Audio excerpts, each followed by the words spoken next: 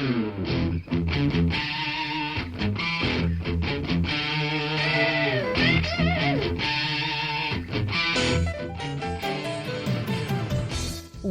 to Thriving Entrepreneur with your host, Steve Kidd, third-generation minister and 30-year business coach.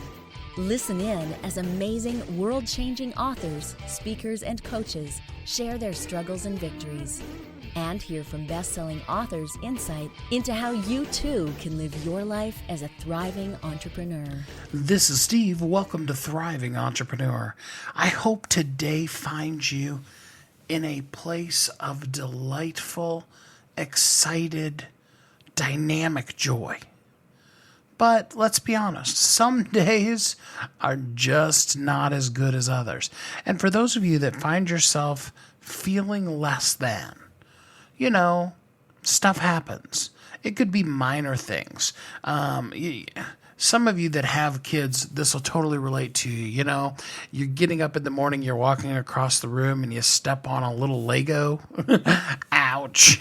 That'll start out your day wrong, huh? For other people, it's bigger things. There are relationship issues. There are financial concerns within your company that cause you to lose sleep at night. There are some legitimate things that you're dealing with. But I don't know if you've been paying attention lately. There are a lot of people that we've been bringing on the show that have been talking about joy, not happiness, not giddiness, not, doing backflips, everything's perfect, but just simply joy. You see, happiness is a state. It's one of our emotions. Joy is something that wells up from within us. It's that ability to be able to believe in the light in the midst of the dark.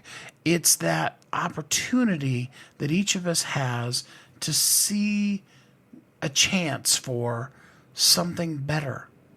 Now, sometimes I annoy my, especially when my kids were teens, because I would point out something good when they were feeling down about things. And as is always the case, of course, that was frustrating for them. But the truth of the matter is that in everything, there is the possibility for light if we're looking for it. If not, then all that we're going to see is the darkness. Do you remember last week we were talking about if you look at all the blue in your room and then you close your eyes and you begin to see all the orange that was also in there? It's all about what are you focusing on, because what you focus on grows. If you focus on the sound of my cute little puppy down here barking at noises outside, that could drive you crazy. Or you could be like, oh my gosh, I bet she is just the sweetest, cutest little thing. Because she is. And she knows it. And she knows that she's spoiled and loved by her mom and dad, and her family just, would do anything for her. And you can be like, hey, that's really cute that Mocha was part of the show. It's about what you focus on. Because in the end, what you focus on grows. I've been doing shows where, right in the middle of a really great interview with somebody amazing, the guy will come and mow the lawn, and you can hear in the background of the show somebody mowing the lawn. When I did the interview with Mathew Knowles, we were actually at a conference, and I'm going to play a little clip of that for you today, I think. We were at a conference, and there were people walking back and forth in front of us, and noise, and it was loud in the background. But, what I was wanting to focus on, what I was so excited about, here I was sitting with Mathew Knowles as he told us about how he gave up an amazing career because he believed in his daughters and their group so much. And of course, just about everybody's heard of Destiny's Child. And that loss that they had on Star Search, and how the desire to never feel that way again helped propel them, and how Matthew's desire to not want to see his children suffer took him in a whole different direction that has been amazing for his life and his career. You see, in the end, again, like I said before, what you focus on is what grows. You can see that there are trees covering you, and you can see that the forest is dark and gloomy. Or you can see that you're not getting a sunburn. You can see the cute little woodland animals that are hopping around. What are you focusing on today? What is that story? What is that message that you keep repeating to yourself? Is it serving you, or is it working against you? Now, some of you may be saying, well, what does this have to do with living my life as a thriving entrepreneur? Well, the biggest thing, and anybody that's a coach, like the first thing you learn, if there was coaching classes, coaching 101 would be, it starts with mindset. What a man thinks in his heart, therefore is he. And that really is used out of context most of the time, and I won't get into why, but what we have inside of us is what's going to come out from us. We can't hold on to an untruth. The cracks begin to show to the world, and people begin to see through that glossy veneer of quote unquote perfect that we have flaws. And actually, those flaws are what connect us to one another. And in the sharing them, we feel that sameness with one another. But we also have to understand that we have to be in control of our mindset. So it's important, as Lisa Nichols would say, it's important to live on, to stand on your story and not in your story. Things have happened to you, but things have not come on top of you. There are the shoulders of greatness, of situations in our life, in our past, that can be very difficult sometimes to negotiate a way through. But when we see what those people have come through, the things that they now have in their life, the advantages that we have as people because of the struggles of different groups of people, and the history of any country, here in the United States is no different, is riddled with different groups of people treated very, very poorly in varying different degrees. And I don't know that I know of any nationality, origin of people that haven't had some bad times, in their experience back, and maybe it's the country they came from. The Pilgrims were fleeing from the oppression they were feeling in the country that they came from and came here for freedom. Obviously, there were situations that were horrible, like slavery, that are just so unforgivable and so hard for us to even wrap our heads around. And yet, we stand on the shoulders of the greatness of those people who were unwilling to allow themselves to be broken, but became more, became greater, became better because of the adversity in their life. It would have been so easy to just give up and quit. And I don't really, I don't really care which ethnic group you come from. It's very easy to allow yourself to live in the story of what was in the past, as opposed to standing on the story of how amazing were those people. And recent history is no different. How amazing was Dr. Martin Luther King? How amazing was Mother Teresa? There are just so many people throughout history who have made a giant, amazing difference in the world. And we still have them today. Oprah, Lisa Nichols, so many others that have come on the show and have shared with you just little secrets about what they've learned throughout the course of life. And all of them will tell you one thing, and that's that your attitude is what determines your altitude. Meaning that whatever you focus on grows. If you are downtrodden, depressed, dealing with underneath of the pressures of life, then that's the reality that you have. If situations outside of your control are challenges that you can rise above that you can overcome, then you begin to see yourself living more and more and more victoriously. Victory, a victorious life is yours. It's sitting right there. It's like it's in hands outstretched, held out to you. And all you need to do is take it. And it starts from choosing to focus on things that are great. Now, I took a little extra time to begin the show today to really focus on that, because I want you to take the time through the course of this whole entire show to really focus on how amazing and how great you are.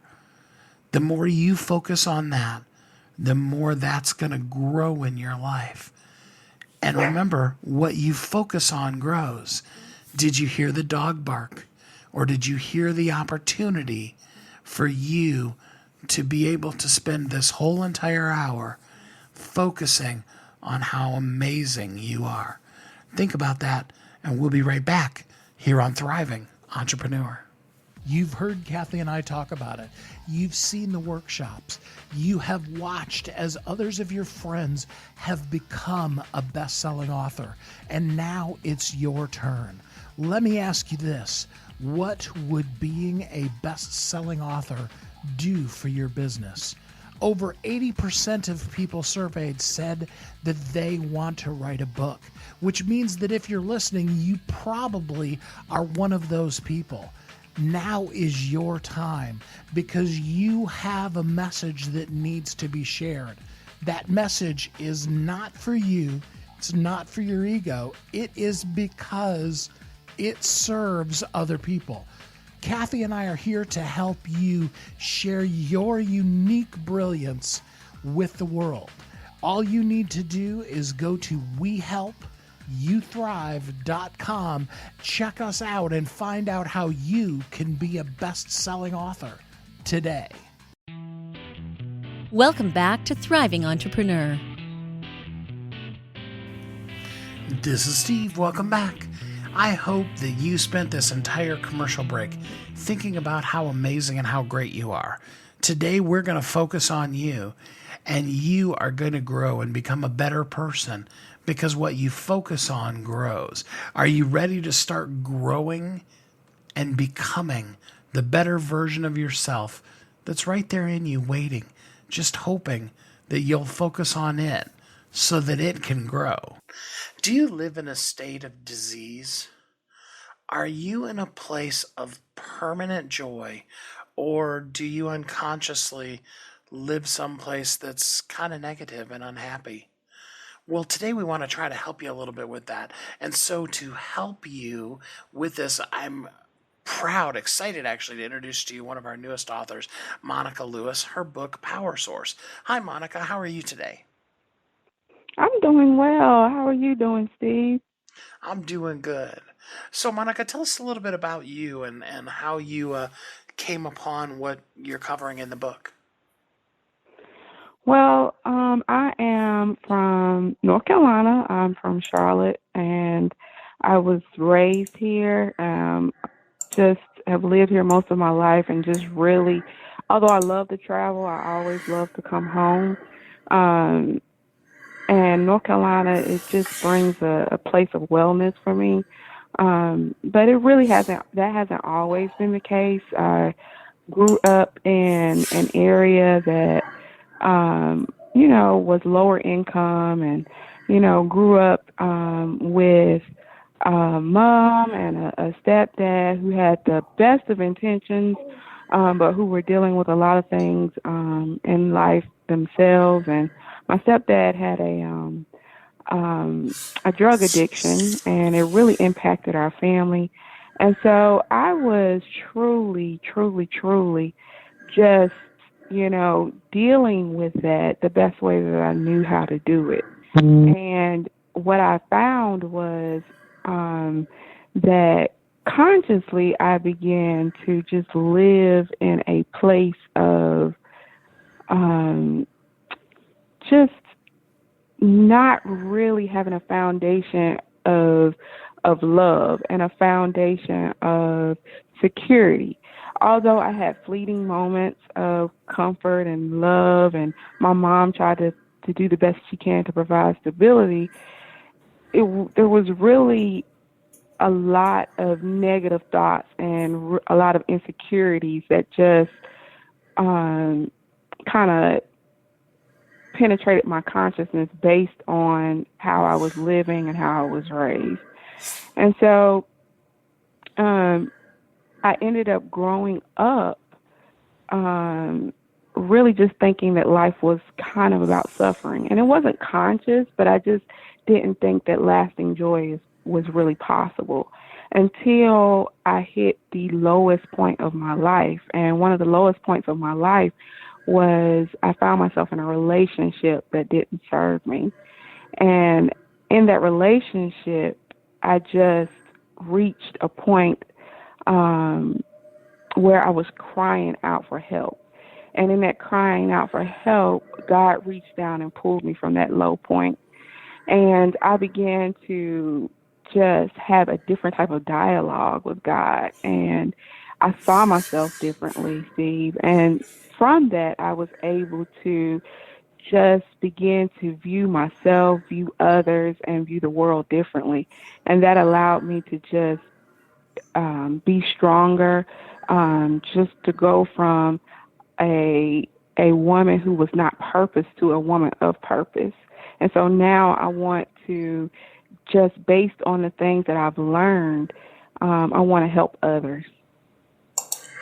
I love what you say in the description of the book where you talk about mastering the art of living in a state of constant joy amidst life's challenges. Can you give us a little insight into how a person can do that? Well, in the book, I go into detail about two different types of consciousness. And what I learned is that when I was younger, I was not purposely understanding why some days I was filled more with anxiety, when I didn't trust people, how those relationships felt. I didn't understand how that impacted my thoughts. I didn't understand how to purposely take myself from those negative thoughts into thoughts that better serve me. And what I realized is when I was feeling anxious and fearful and feeling not enough, that I was in what I call a diseased consciousness. But then there's also this beautiful consciousness of joy. And I would feel joy every now and again, but it was not as consistent. And so joy is when you feel at peace, when you feel at ease, when you trust the ones that you are around, that they love you, that they're there for you. And so I began to just purposely learn the tools to help me stay in more of a joy consciousness. That state allows me to make better decisions, allows me to love others better, trust others. And so what happened was when I hit that low point in my life before, I began to practice certain things by default and learning and reading. And I realized, wow, after developing certain patterns, that I could do these things consciously and purpose them every day. And so now over years, I've learned tools such as gratitude, forgiveness, giving back. These are ways that I stay in joy consciousness more frequently. And I outline them specifically in detail for others in the book. And so living in that state of joy consciousness, is that what you define when you named the book The Power Source? Well, yes. See, what happens is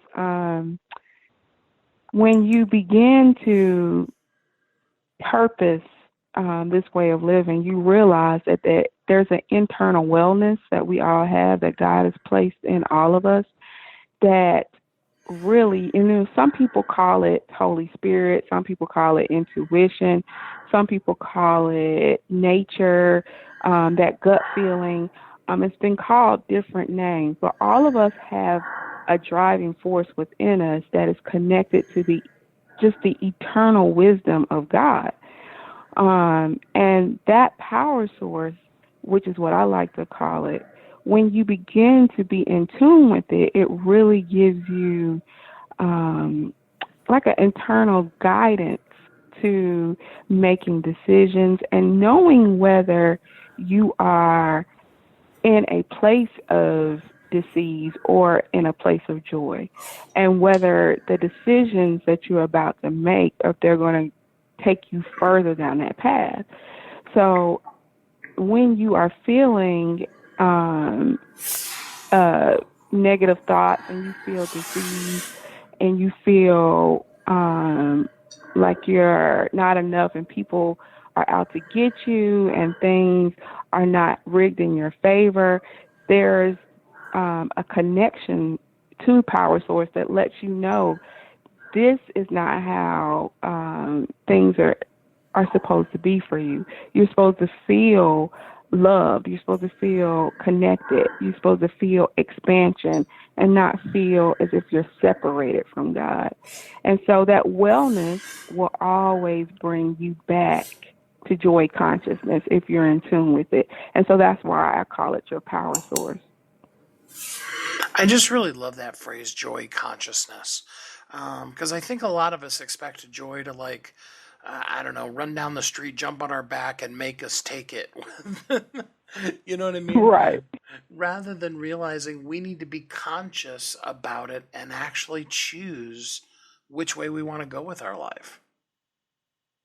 Exactly. You have to make a decision moment by moment to choose joy consciousness, because we all have these things in life, whether it's family, whether it's trying to pursue a career, provide for your loved ones.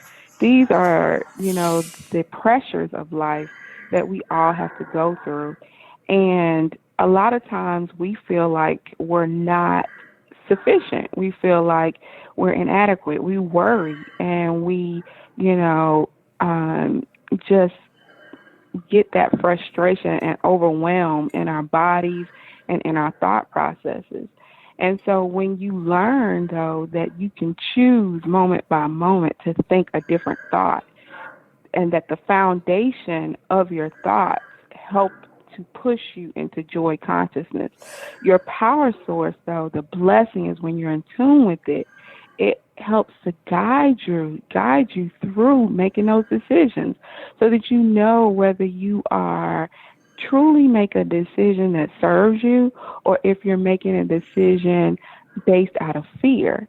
And so joy consciousness, the base and the foundation of it is gratitude, forgiveness, and love. And so you're moment by moment, Steve, you're making a decision. And eventually, and it takes work. A lot of times, like you said, people think, okay, I have to wait.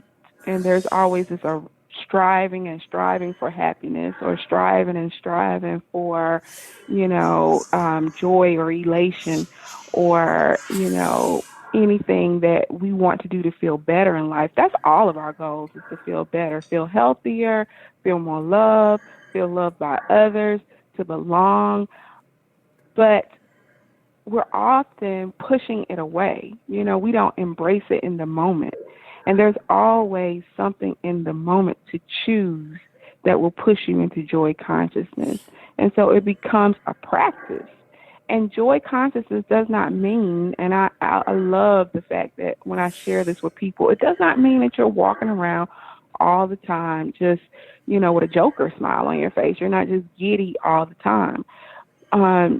There are so many emotions that deal with joy, from contentment to excitement to ecstasy to love to hope. These are all different types of emotions that you feel when you're in joy consciousness. These things allow you to know that you're in a space of feeling better, feeling connected to God, feeling connected to others. When we're in disease consciousness, by the emotions and the energy that you feel in your body, whether it's fear, overwhelm, anxiety, frustration, not feeling like you trust other people, that you are jealous. Those are things that will allow you to know that you're in disease consciousness. And so that flow, it will get better and better after time, where eventually you'll spend most of your time in joy consciousness versus spending it in disease. And that's when you really know that lasting joy is possible.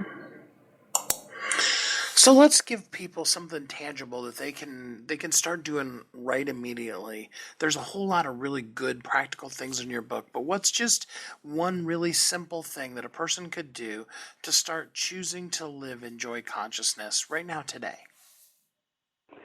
What I would tell people is to just take my Power Source Challenge. That's like what I tell all of my clients and all the people that I try to help. The first thing is to just be conscious of God around you. And I learned this by default.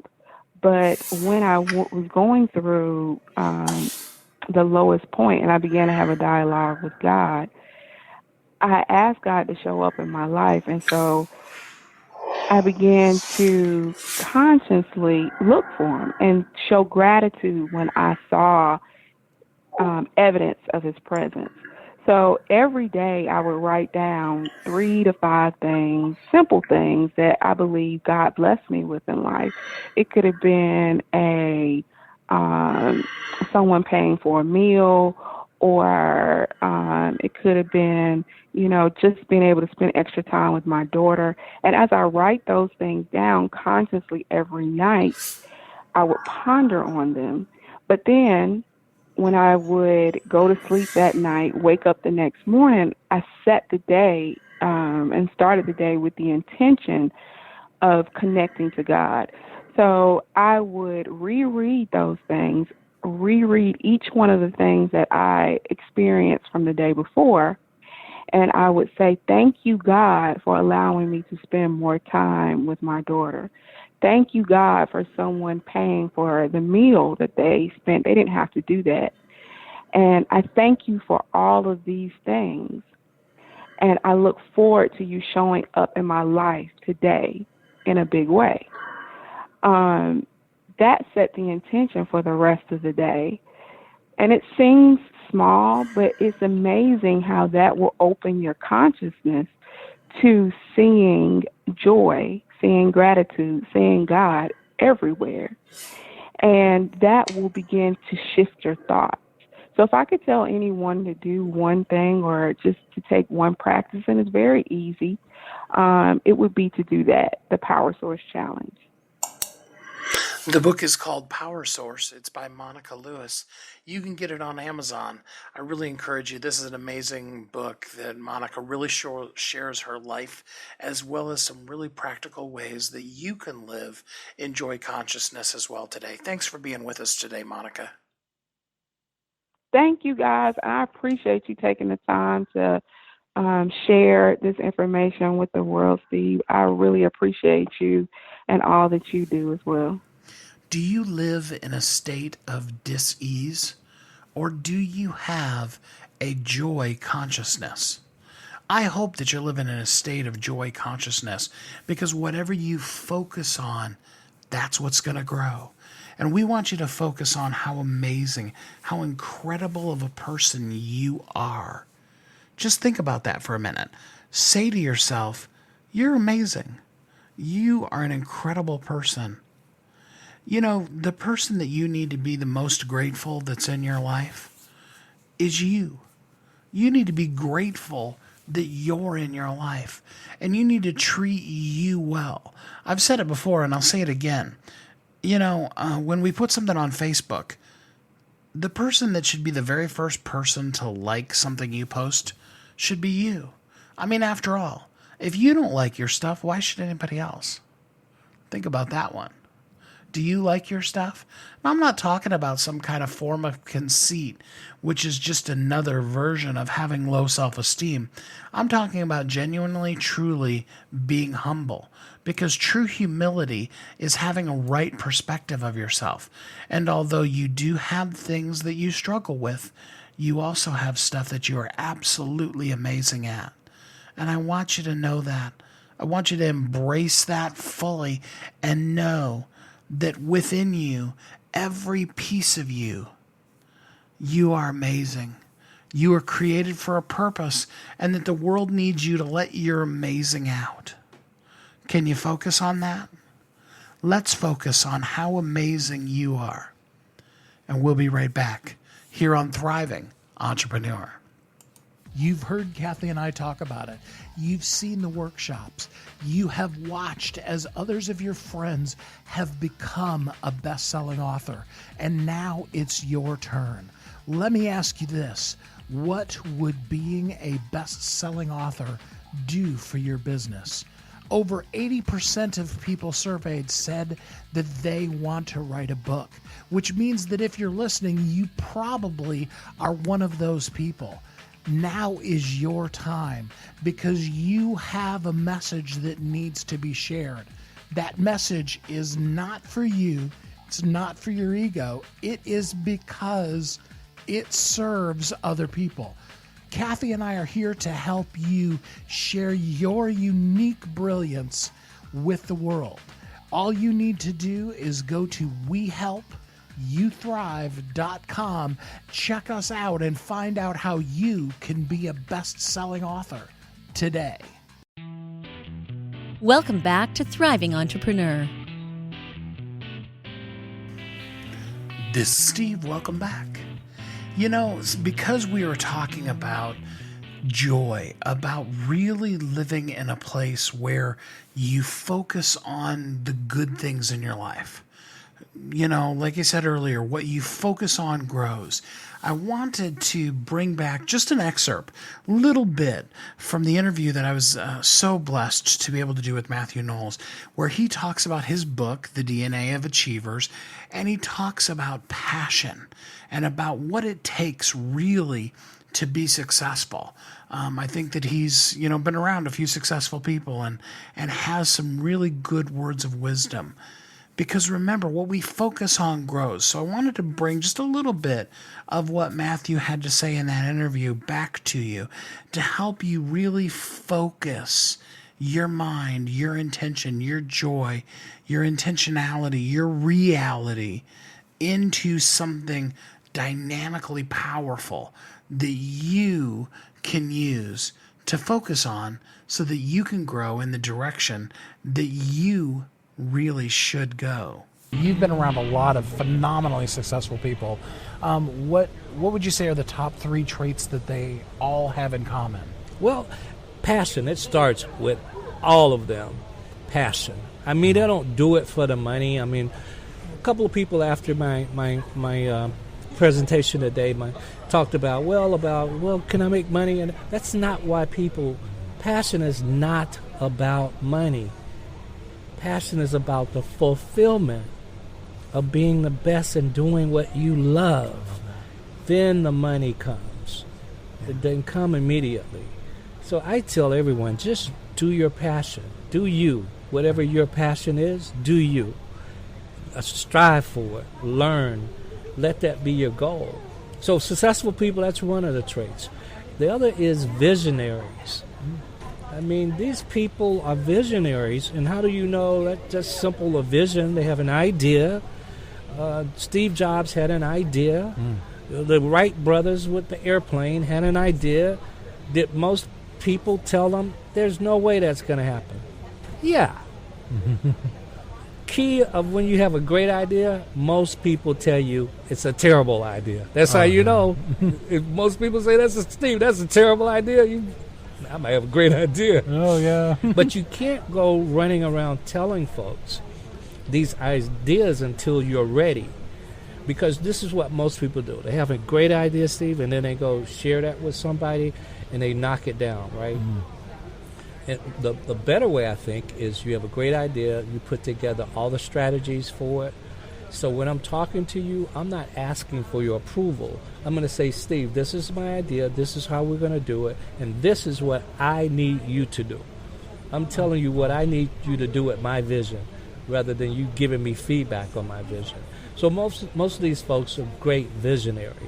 And then if we rank the top 3, which is hard, but thinking outside of the box, most of us are box-in thinkers. We've been influenced by life lessons, things that happen in childhood, our teachers telling us we couldn't do it, society saying you couldn't do it, giving us all these reasons why, because you're female, because you're black, because you're poor, hearing all of those life comments that we've heard, or our parents sometimes being negative, saying we're never, we give them this idea, that passion, and saying that'll never happen, you'll never accomplish this. We still hear this, and I call it box-in thinking.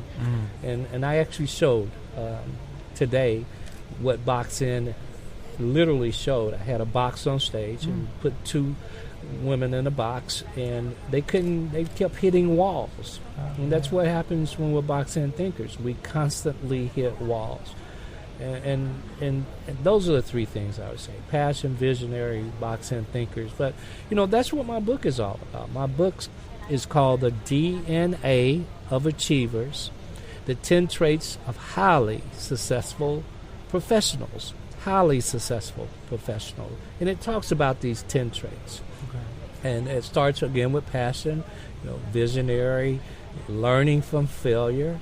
That's one of them, obviously. Work ethics. And, I have this philosophy: if you live your passion, you never work a day in your life.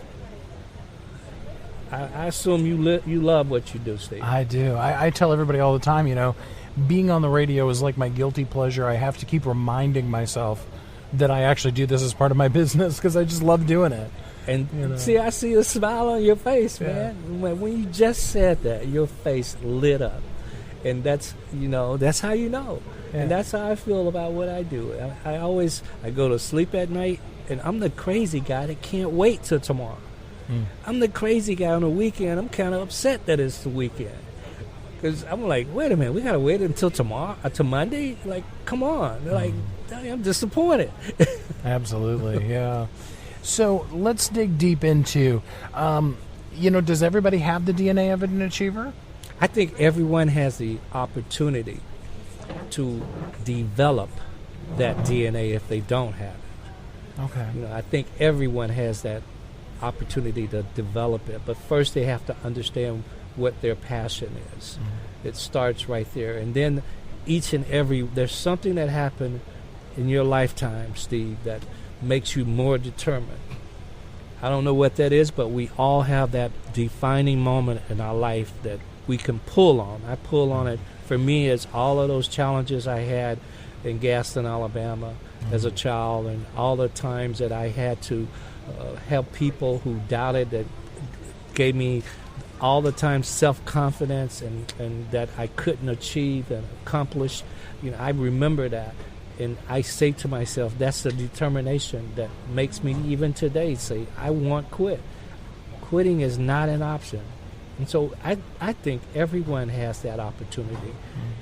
It's just you got to understand it, you've got to hone it, and then you've got to unleash it. Right. I know today and yesterday too, when I've been coaching people as a Premier Success Coach, one of the major questions that come up is my passion. How do I know what my passion is? What would you answer to somebody when they say, I'm not really sure what my passion is? So I'm laughing, Steve, only because I'm putting together this. I do a number of lectures and seminars, and one of the seminars I'm putting together is parents of talented and gifted kids in entertainment. What do I do? Think about that. How many parents have or think they have think they have talented and gifted kids in entertainment? And one of the things inside of that is the day, mom and dad, that you have to ask Johnny to go to practice, then that's not his passion. Because if that's his passion, you would never. Beyonce, I've never had to say, hey, Beyonce, it's time for you to go to practice. It's always been, hey, Daddy, we have practice at 3 o'clock. I need to be there on time.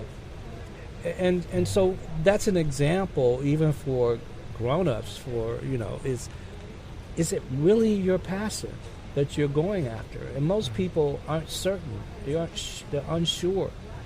You have to take that moment to really say to yourself, what is it that I really, really love? And a lot of times, again, people are going to say, that is crazy. But you can't let that bother you. I guarantee you, Steve, if you live your passion, man, when you live that passion, because, see, dollar signs, to some people that's living a passion, I don't know what you make, but you just said it's the excitement, the fun, the joy, the sense of accomplishment that you get out of what you do. And that's the same for me. I pinch myself and say, oh, by the way, they pay me for this? And you do a great job at it, it's going to happen. Yeah, I often tell my clients, I tell them I'm like, that one thing, you can always tell the secret when you're talking about your passion if you have kids, because it's that thing that when you say it, they give you that look like, oh, here goes Dad again. Yeah. Yeah. And because they're frightened to say, that's not really what I like, Dad. That's really what you want me to be. Yeah. I don't really want to be a doctor. I want to be, electrical, contractor. That's what I like. No, you're going to be a doctor. Isn't it awful to live your life not living your passion and having to do something that you wake up and say, man, I've been there before. I've had one job, and it was a job. It was just that, a job, that I didn't like it. I did it. I used determination. And that's why I said today, determination is not always the answer for success. Right. If you don't have the passion with determination, it's still failure. Right.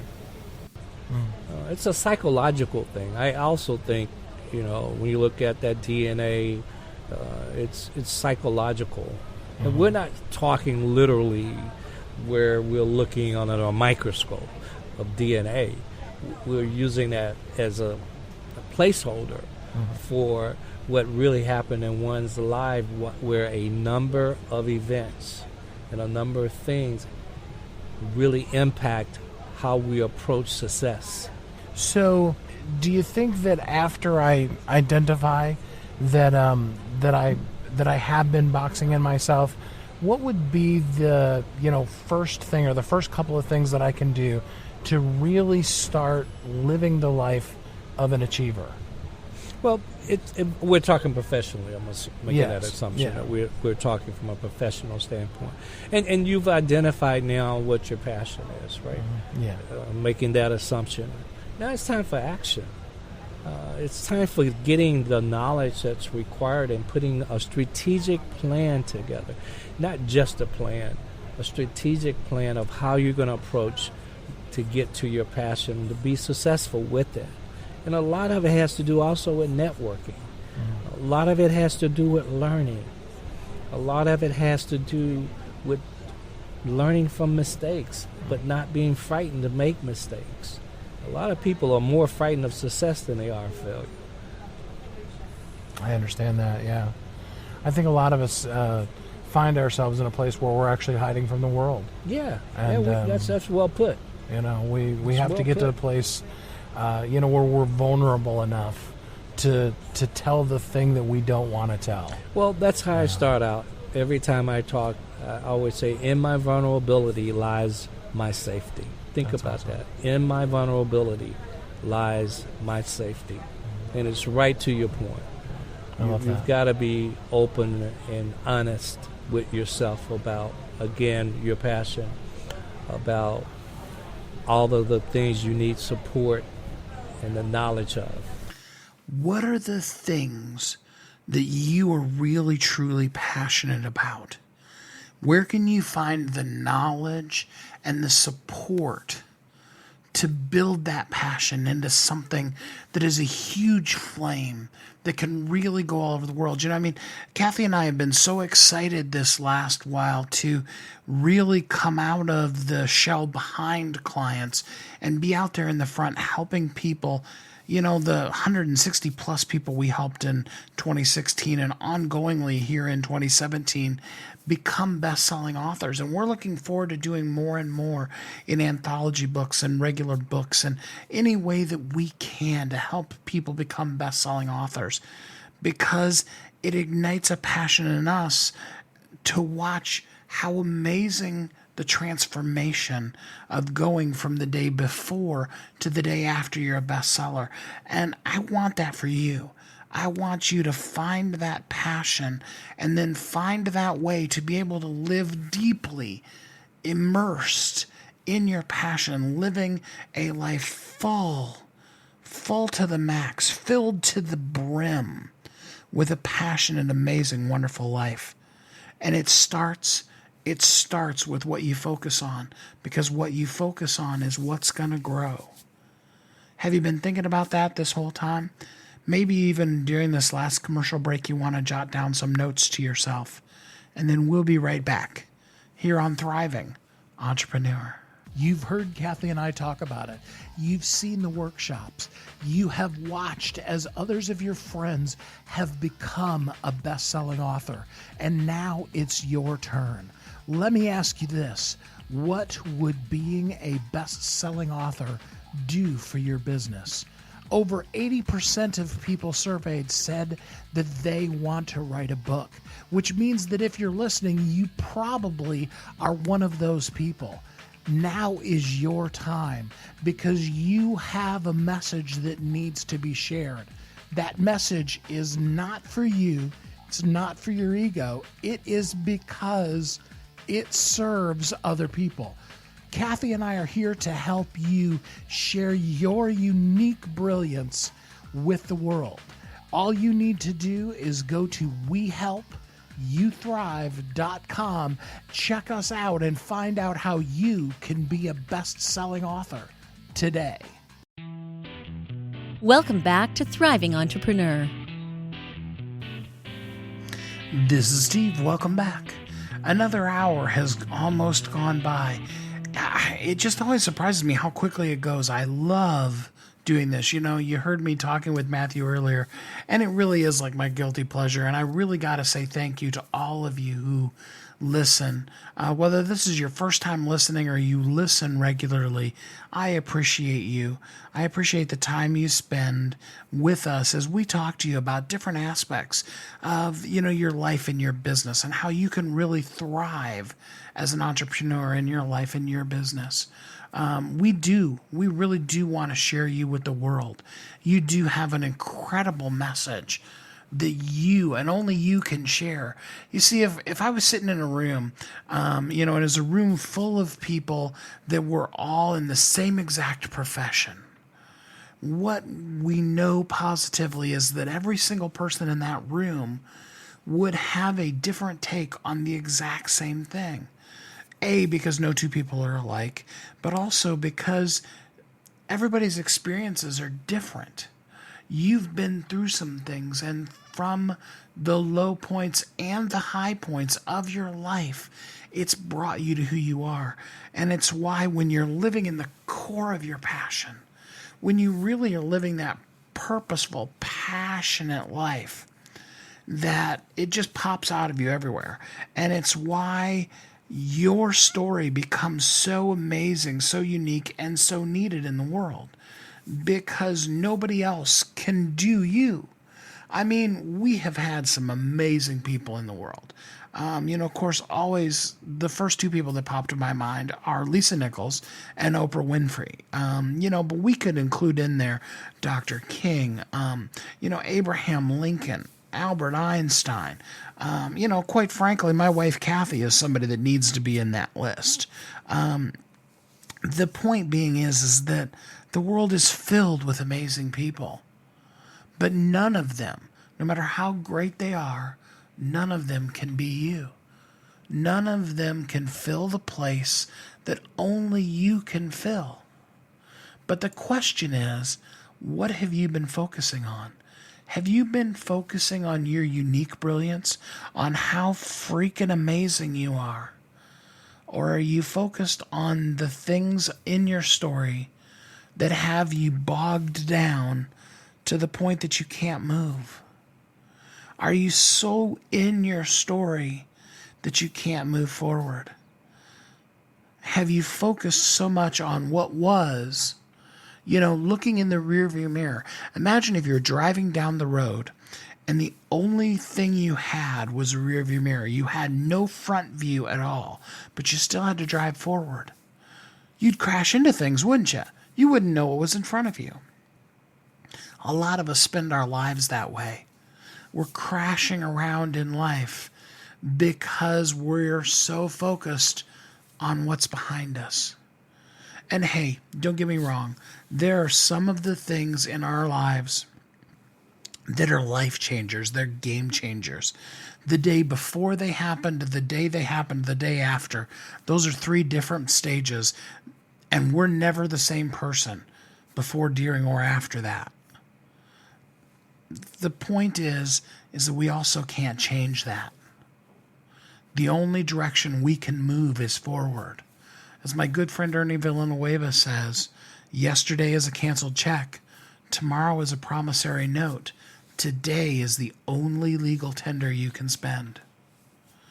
And what you need to do with today, while it's called today, is find a way to rejoice.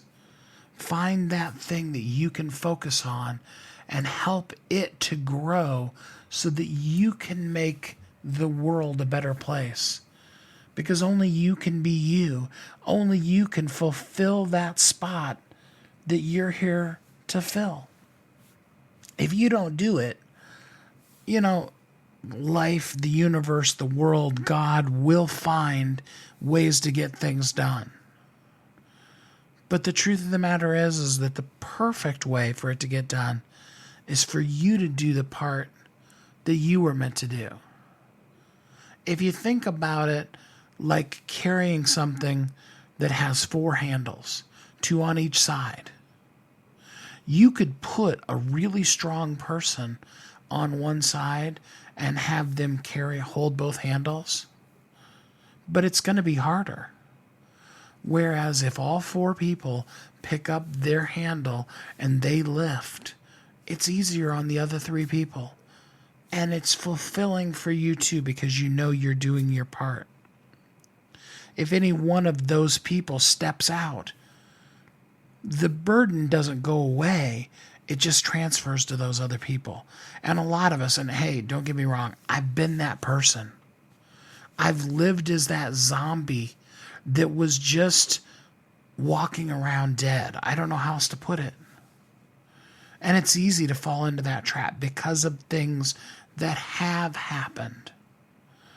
But I encourage you, now's the time to step up. Now's the time to stand up on your story and say, yeah, that was horrible. That was awful. That wasn't something that ever should have been. But now I choose to move forward, to know better and to do better. And that starts by my focus. Because you see, I can focus on more, on better, on things that can make the world a better place. And if I do, then I can do my part to make the world a better place. I can't change the whole world. I have no control over the people next to me, but I can be the best me that I can be. And that's all that I want for you.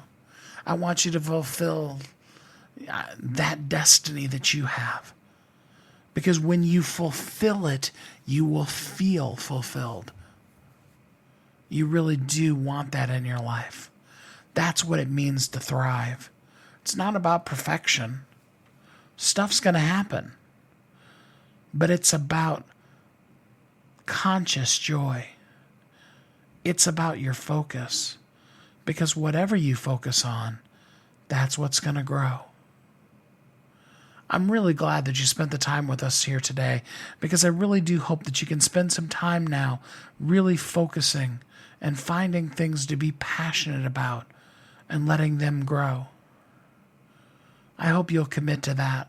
I'm committed with you in that journey, because here's what I know more than anything else.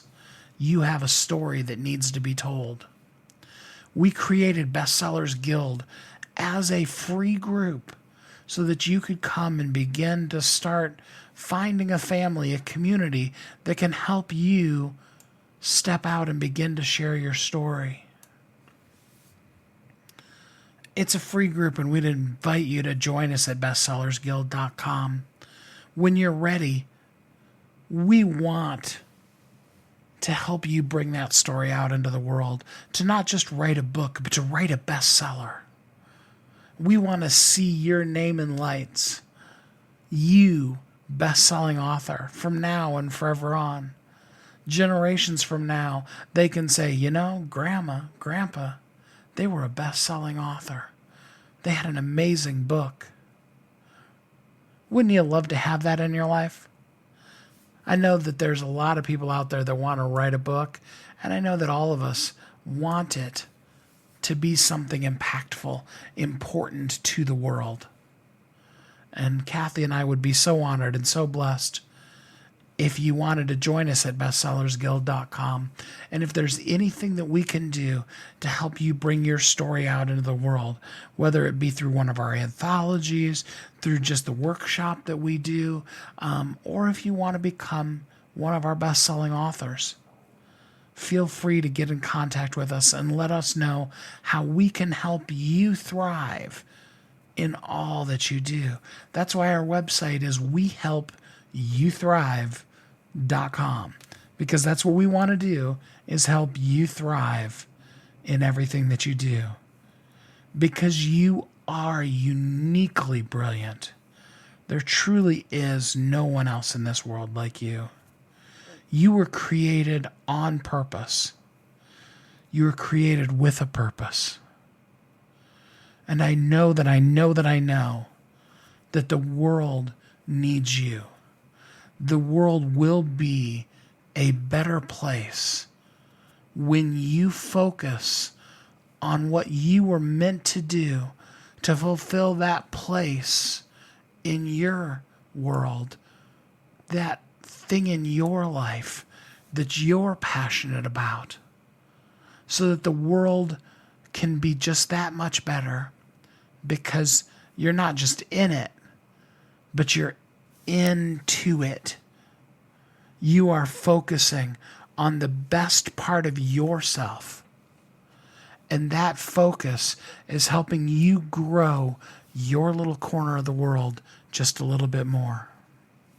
If you'll focus on your passion, if you'll focus on consciously being joyful, I promise you that no matter what comes along, you can learn the skill of concentrating on the positive and allowing the negative to flow off your back like water off a duck's back.